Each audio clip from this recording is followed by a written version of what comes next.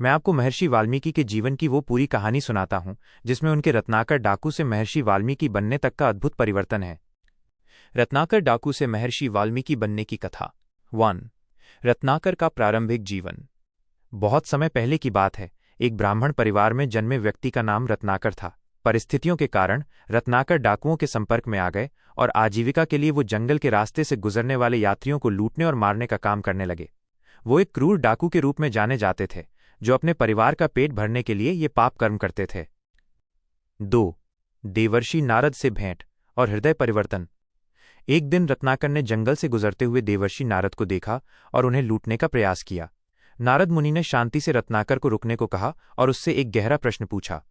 रत्नाकर, तुम जो पाप कर रहे हो, क्या तुम्हारा परिवार, जिसके लिए तुम ये सब कर रहे हो, तुम्हारे इस पाप के फल में भागीदार बनेगा? रत्नाकर ने तुरंत कहा कि हाँ, जरूर बनेगा। नारद मुनि ने उससे कहा कि वो जाकर अपने परिवार से ये प्रश्न पूछे और जब तक वो वापस नहीं आता, नारद मुनि वहीं स्वेच्छा से उसका इंतजार करेंगे। रत्नाकर घर गया और अपनी पत्नी, बच्चों और माता पिता से एक एक करके वही सवाल पूछा।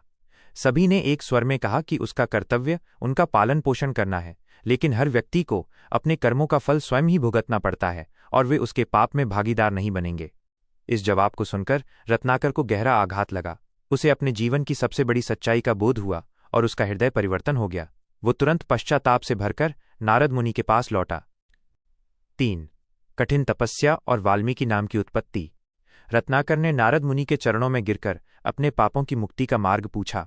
नारद मुनि ने उसे राम नाम जपने और कठोर तपस्या करने का निर्देश दिया।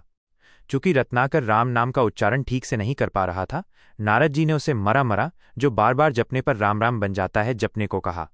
रत्नाकर ने वर्षों तक गहन तपस्या शुरू कर दी। वो अपनी तपस्या में इतना लीन हो गया कि उसे अपने शरीर की भी सुध नहीं रही।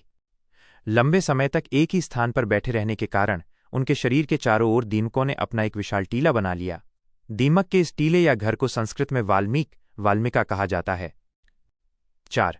महर्षि वाल्मीकि। जब उनकी तपस्या पूरी हुई तब नारद मुनि या सप्तर्षियों ने उस स्थान पर आकर उन्हें दर्शन दिए।